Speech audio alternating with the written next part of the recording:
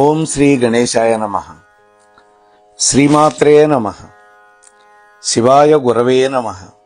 శ్రీకృష్ణ పరబ్రహ్మణే నమః. శ్రీరామాయ నమః.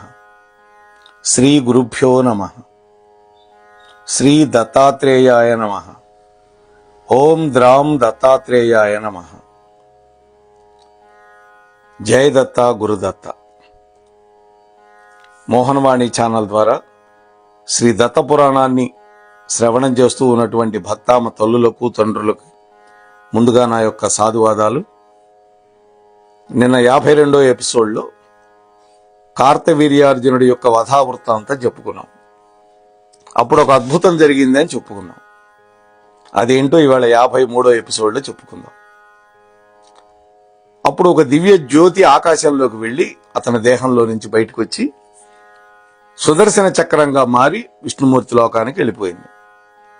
ఎందుకు జరిగింది ఇలా అంటే కార్తవీర్యార్జునుడు పూర్వజన్మలో సుదర్శనుడు, సుదర్శన చక్రమే. ఒకానొక సందర్భంలో నారదుల వారు వైకుంఠానికి వెళ్ళాడు. వెళితే మొట్టమొదట పక్షీంద్రుడైనటువంటి గరుత్మంతుడు కనపడ్డాడు. నమస్కరించి కుశల ప్రశ్నలు అయిన తర్వాత, ఓ గరుత్మంతా, నువ్వు ఎంతో పరాక్రమవంతుడివి, విష్ణుమూర్తికి వాహనమై ఆయన్ని ఎక్కడికి కావాలంటే అక్కడికి మోసుకు వెళుతున్నావు, నువ్వు చాలా గొప్పవాడి అంటే నా గొప్పతనం ఏముంది స్వామి, అంతా శ్రీమన్నారాయణుడి యొక్క దయా విశేషం వల్లనే నేను ఆయన మొయ్యగలుగుతున్నానని నమ్రతగా అన్నాడు. లోపలికి వెళ్ళాడు. శంఖం కనపడింది, పాంచజన్య శంఖం. ఆ శంఖాన్ని కూడా పొగిడాడు. అప్పుడు ఆ శంఖం అన్నది, స్వామి నాదేముంది, స్వామి యొక్క పెదవుల దగ్గర పెట్టుకొని నాలో ఊపిరి ఊదితే కదా నేను మోగేది, నా గొప్పతనం ఏం లేదని నమ్రతగా చెప్పింది. ఇంకా లోపలికి వెళ్ళాడు. సుదర్శన చక్రం దర్శనమిచ్చింది. ఆ అంటే మధ్యలో గదాయుధం, శారంగం ఇవన్నీ కనపడ్డాయి. వాటిల్లో ఎక్కడా కూడా అహంకారం అనేది లేదు. అన్నీ పరమాత్మ చేతిలో పరికరాలం అని అనుకున్నాయి. ఆ మాటే చెప్పారు నారదుడికి. కానీ సుదర్శనుడు అన్నాడు, నారదుడు పొగడగానే రెచ్చిపోయినాడు. అవును స్వామి నారద, నేనే కదా సమస్త రాక్షసుల్ని చంపేది, నాకంటే గొప్పవాడు ఎవడుంటాడు అని కొంచెం గర్వం వచ్చింది. వెంటనే లోపలికి వెళ్ళాడు నారదుడు. అర్థమైపోయింది స్వామికి. నారదుడు వెళ్ళిపోయిన తర్వాత సుదర్శనుడిని పిలిచి, నీకు అహంకారం నెత్తికొచ్చింది, నీ ప్రతిభ వల్లే నేను రాక్షసులను చంపుతున్నాను అనుకున్నావు కదా, ఇదిగో ఇప్పుడే శపిస్తున్నాను నిన్ను. నువ్వు భూలోకంలో ఒక రాజుగా పుడతావు, కానీ నీకు 2 చేతులు చొట్ట చేతులు ఉంటాయి. ఆ 2 చేతులతో ఏ పని నువ్వు చేయలేవు అనేసరికి పాదాల మీద పడి, స్వామి నా గర్వానికి మీ శాపం పెట్టారు, అటువంటి చొట్ట చేతులతో నేనేం చేయగలుగుతాను స్వామి, నన్ను క్షమించండి, మీరు క్షమించకపోతే నన్ను ఇంకెవరు క్షమిస్తారు అని పాదాల మీద పడి ప్రార్థిస్తే, అప్పుడు నా అవతారమైనటువంటి దత్తాత్రేయుడు వల్ల నీవు వరాలు పొందుతావు, సహస్ర బాహువు అవుతావు. కాకపోతే నా అవతారంతోనే వచ్చేటటువంటి ఒక మహానుభావుడి చేతిలో నీ సహస్ర బాహువులు తరగబడి, నీ శిరస్సు తరగబడి, మళ్లీ నువ్వు నా లోకానికి నీ అహంకారాన్ని విడిచిపెట్టి వస్తావు అని వరం ఇచ్చాడు.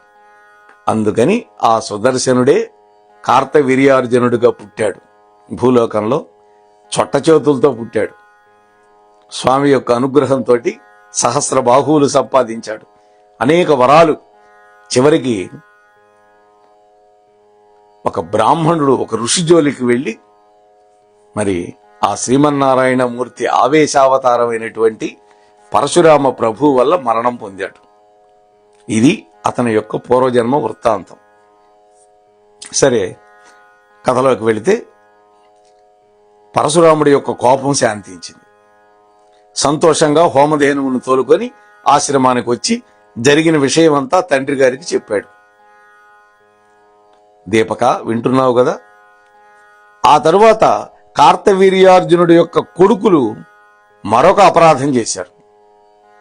వాళ్ళు ఏం చేశారు, అడవిలో ఎప్పుడు పరశురాముడు లేకుండా ఉంటాడో తండ్రి దగ్గర అని వాళ్ళు రెక్కి వేశారు. వాళ్ళకి విషయం తెలిసింది, ఆయన ఎప్పుడు సమిధల కోసం వెళ్తాడో చూసి ఆ సమయంలో వీళ్ళు వెళ్ళారు. ఈ కార్తవీర్యార్జునుడు కొడుకులు వెళ్ళి ఆ మహాత్ముడిని చంపేశారు. చూడండి, ఆ తర్వాత అప్పుడు ఆ సమయంలో 21 పర్యాయాలు కొడుకుని పిలిచింది పెద్ద పెద్దగా, పరశురామ పరశురామ పరశురామ అని. వాళ్ళ అమ్మ రేణుకాదేవి. ఆయన వచ్చిన తర్వాత విషయాన్ని చూశాడు, భయంకరమైన కోపం వచ్చింది. వెంటనే ఒక ప్రతిజ్ఞ చేశాడు, ఈ భూగోళాన్ని క్షత్రియ శూన్యం చేస్తానని ప్రతిజ్ఞ చేసి ఆ విధంగా ప్రతిజ్ఞని నెరవేర్చుకున్నాడు. అనగానే దీపకుడు అడుగుతున్నాడు, ఓ గురువర్య, కార్తవీర్యార్జునుడి యొక్క అవతార సమాప్తిని కళ్ళకు కట్టినట్టుగా చెప్పారు. అతడి సంతానం కూడా పరశురాముడి చేతిలో హతులయ్యారు అంటే మరి వాళ్ళు ఏ తప్పు చేయడానికి అలా జరిగిందని మళ్ళీ అడిగాడు. పాప విషయాన్ని చెప్పాడు కదా, వాళ్ళు వెళ్ళి జమదగ్నిని చంపేశారని. అప్పుడు మళ్ళీ కథ చెబుతున్నాడు. అంటే ముందు ఏం చేస్తారంటే మహాత్ములు కథని కట్టే కొట్టే తెచ్చా అనే విధంగా చెబుతారు. వినేవాడిలో ఆసక్తి ఎంత ఉందో తెలుసుకోవటానికి. ఆసక్తి కలిగినటువంటి వాడు వెంటనే ప్రశ్న అడుగుతాడు. అట్లాగే ఇక్కడ దీపకుడు కూడా అలాగే ప్రశ్న అడిగాడు వేదధర్ముడిని. ఆ కథ చెబుతున్నాడు, పరశురాముడి యొక్క ప్రతిజ్ఞ. కార్తవీర్యార్జునుడి యొక్క కుమారులు చాలా మంది ఉన్నారు. వాళ్ళు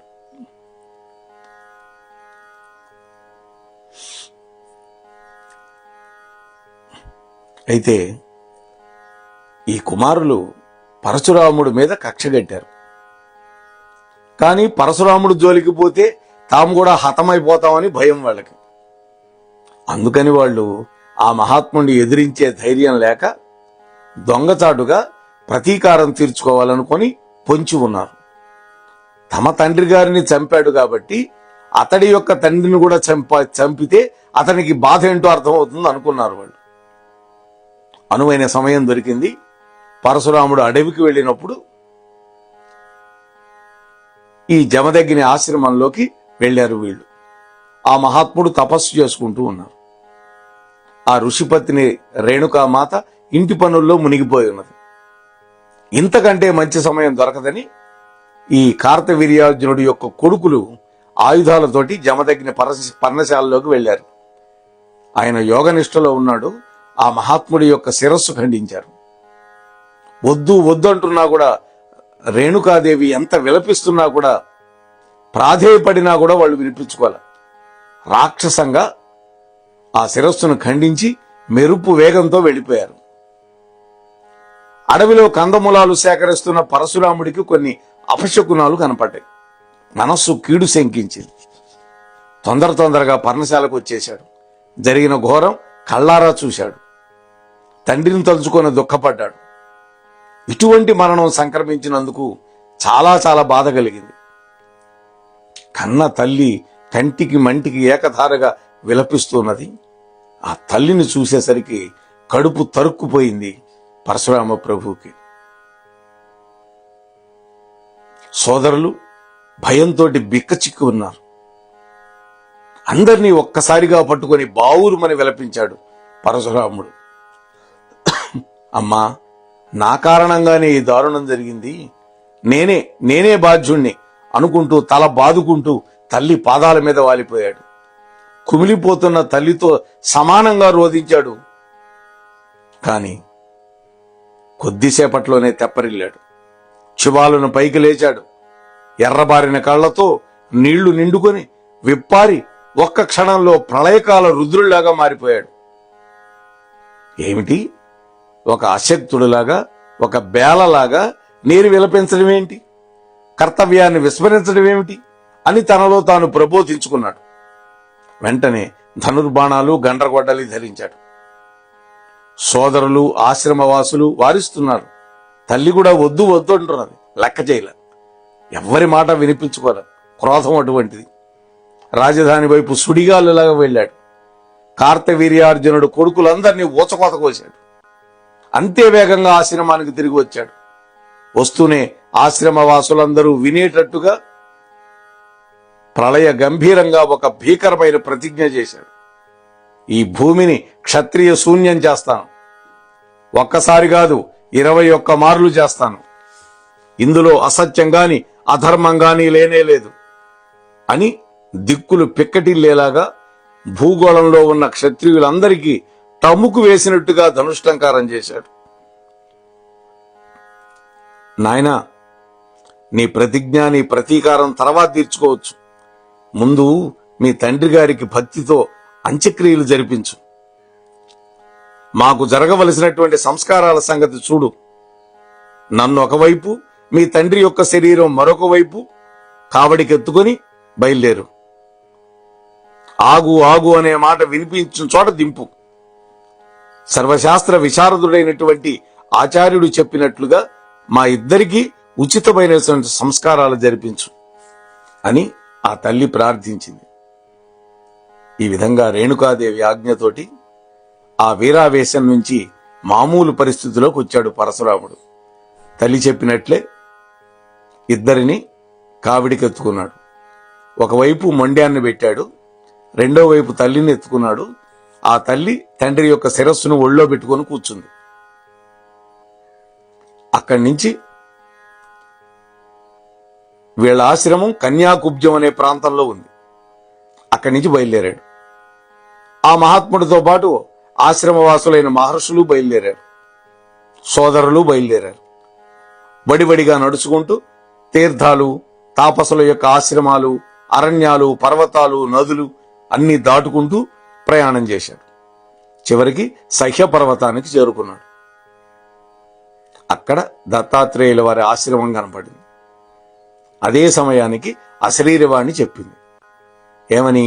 ఓయి పరశురామ, దత్తాత్రేయుడితో కలిసి మంత్రపూర్వకంగా విధి విధానంగా మీ తండ్రి గారికి అంతిమ సంస్కారాలు శ్రద్ధగా చెయ్యి అని వినపడింది. 4 వైపులకి చూశాడు. కందమూల ఫలాలతోటి సమృద్ధిగా ఉన్నటువంటి ప్రశాంతంగా ఉన్న ఆశ్రమంలో తాము ఉన్నట్లు గుర్తించాడు. కావిడి దింపాడు.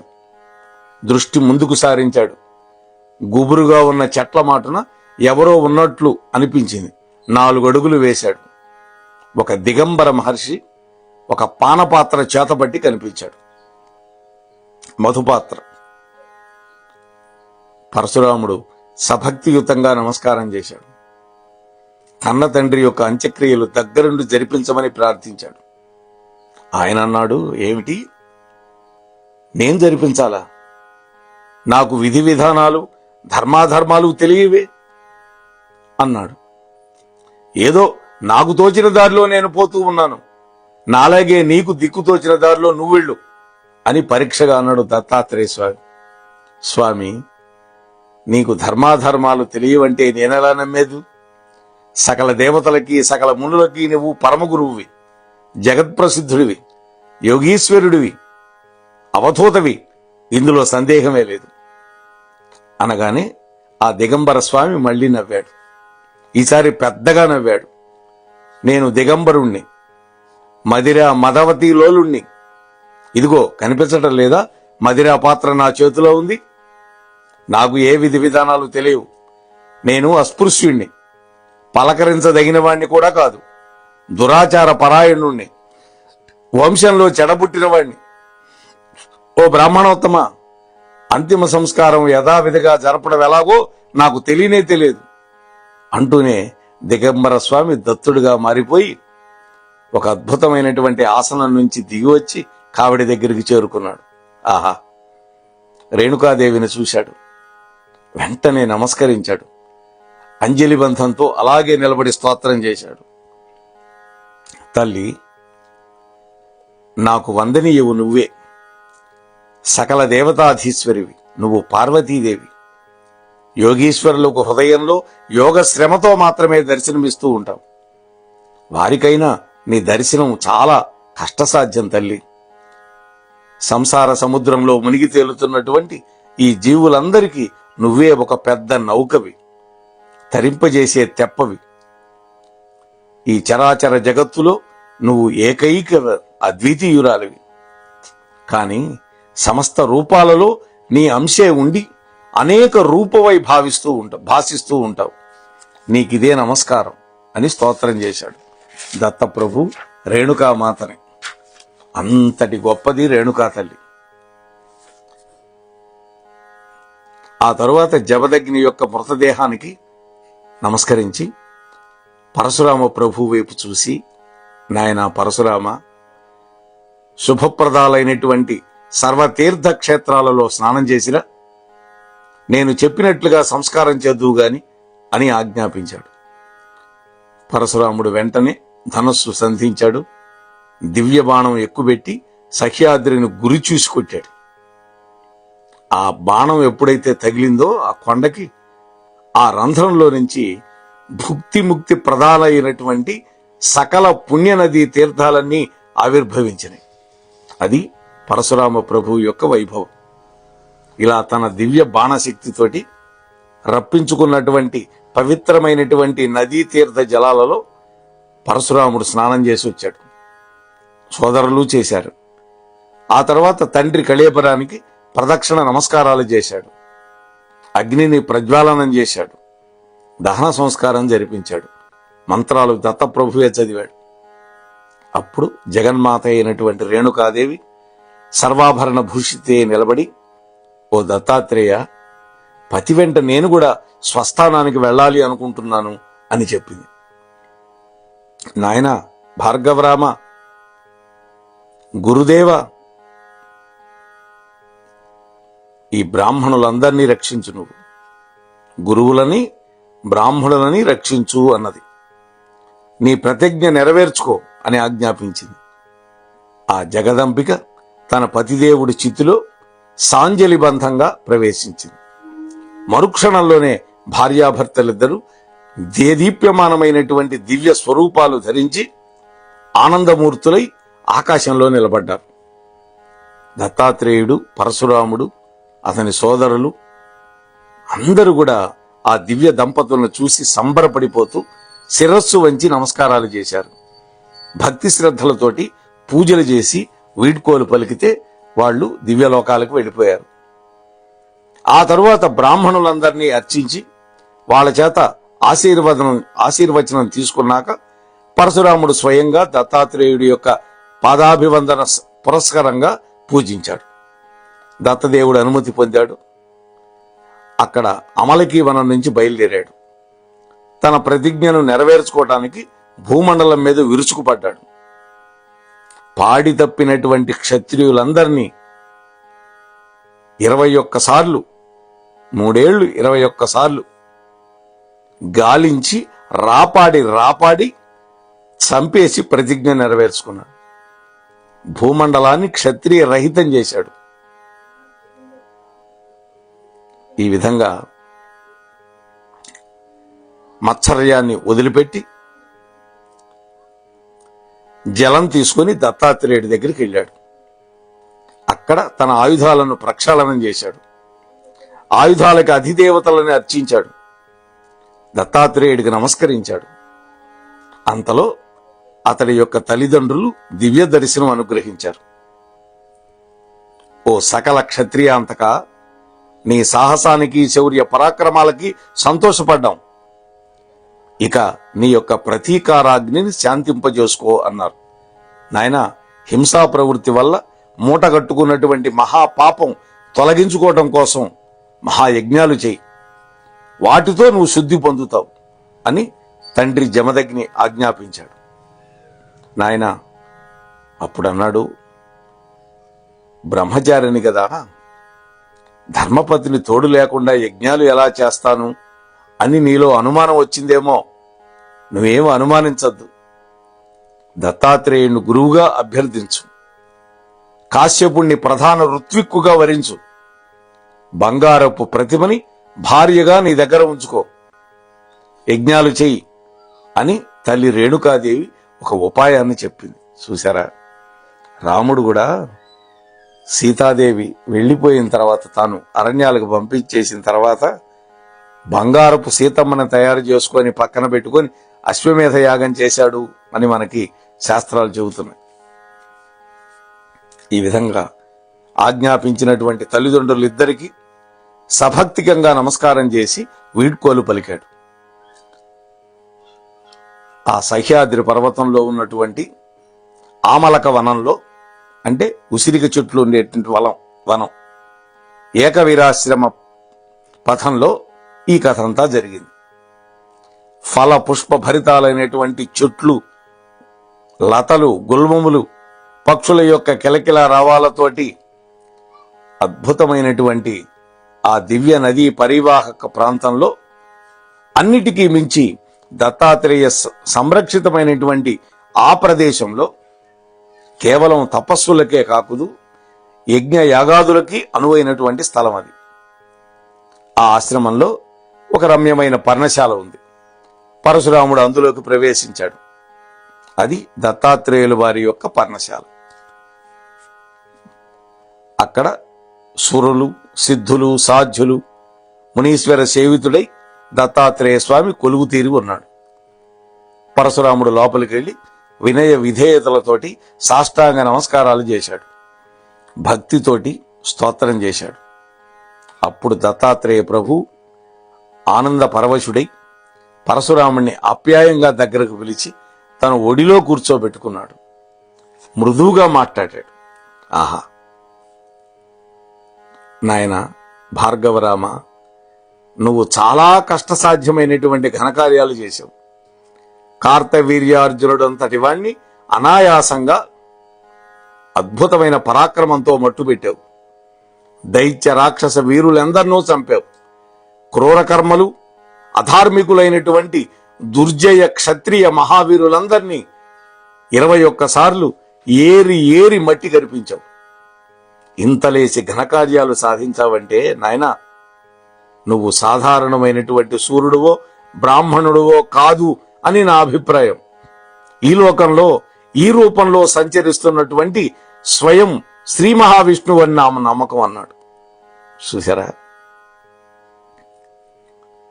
స్వామిన్, ఓ దత్తదేవ, ఓ అరిందమా, నేను విష్ణువును కాను, మహాశూరుణ్ణి అంతకంటే కాదు. గురుదేవ ద్విజులకి నేను శిష్యుణ్ణి, వటువుని. ఇందులో సందేహం ఏం లేదు. దేవ ఋషి పితృతృప్తి కోసం ఏదో చెయ్యాలి అనుకుంటున్నాను. దానికి నీ యొక్క సహాయం కోరుకుంటున్నాను. దయచేసి నాకు గురుస్థానాన్ని అంగీకరించు అంటూ ఒదిగి ఒదిగి పరశురాముడు దత్తాత్రేయ ప్రభువుకి నమస్కరిస్తూ ప్రదక్షిణం చేశాడు. అప్పుడు దత్త ప్రభు చిరునవ్వుతోటి అంగీకరించాడు. ఆ రమ్యమైనటువంటి సహ్యపర్వతమే యాగభూమి అయింది. ఋషులంతా ఆహూతులై విచ్చేశారు. ద్వార తోరణ పతాక అలంకారాలతోటి యాగమంటపం సిద్ధమైపోయింది. వేదికలు, యజ్ఞకుండాలు శాస్త్రీయంగా ఏర్పాటైనవి. కాశ్యపుడు ప్రధాన ఋత్విక్కుగా ఒక శుభదినంలో, శుభముహూర్తంలో భార్గవరాముడు యజ్ఞ దీక్ష స్వీకరించాడు. బ్రహ్మవేత్తలైనటువంటి ఋత్విక్కులు యజ్ఞాంగాలను అన్నిటినీ నిర్దుష్టంగా సంపూర్ణంగా నిర్వహించారు. దివ్యాభరణ వస్త్రాదులు బహుమతులుగా పొందారు వాళ్ళు. యజ్ఞశాలకు వచ్చిన ప్రతి విప్రుడికి అనేక కోట్లు బంగారపు ముద్రికలు దక్షిణలుగా అందించాడు. అన్నపానాలు అద్భుతంగా అందిని. అన్ని జాతుల వాళ్ళకి పూర్తిగా సంతృప్తి కలిగింది. ఇలా పరశురాముడి యొక్క యజ్ఞం సుసంపన్నం, సుసంపూర్ణమైంది. దేవ మానవ యక్ష కిన్నెర నాగ చారణ సిద్ధ సాధక జాతుల వాళ్ళందరూ పితృదేవతలు. అలాగే ఘనమైనటువంటి సన్మానాలతోటి సంతృప్తులయ్యారు. సోమరసంతో ఇంద్రుడు, భూరి దక్షిణలతో బ్రాహ్మణులు, అన్నపాన వస్త్రాదులతో దీనులు పరితృష్టి చెందారు. ప్రధాన ఋత్విక్కుగా అన్నీ నడిపించినటువంటి కాశ్యపుడికి సంపూర్ణంగా భూమండలాన్ని దక్షిణగా దానం చేసేశాడు భార్గవరాముడు. చూసారా అందుకని భూమికి కాశ్యపి అని పేరు వచ్చింది. ఈ విధంగా 21 సార్లు క్షత్రియ సంహారం చేసి భుజబలంతో తాను గెలుచుకున్నటువంటి సమస్త భూమండలం కశ్యపుడికి దక్షిణ అయిపోయింది. మరి ఆ తర్వాత ఇంకా ఏం జరిగింది అనేటువంటి విషయాలని దత్తాత్రేయ ప్రభువు యొక్క దివ్యానుగ్రహంతో రేపటి రోజు ముచ్చటించుకునే ప్రయత్నం చేద్దాం. అంతవరకు స్వస్తి. ఇంతవరకు మన ఛానల్కి ఎవరైనా సబ్స్క్రైబ్ చేసుకోకపోతే ఇప్పుడే ఈ క్షణమే సబ్స్క్రైబ్ చేసుకుని ఆ పక్క నుండి బెల్ బటన్ మ్రోగించి మమ్మల్ని ప్రోత్సహిస్తారని మనస్ఫూర్తిగా కోరుకుంటూ సర్వేజన సుఖినో భవంతు, లోకా సమస్త సుఖినో భవంతు. ధన్యవాదాలు. స్వస్తి.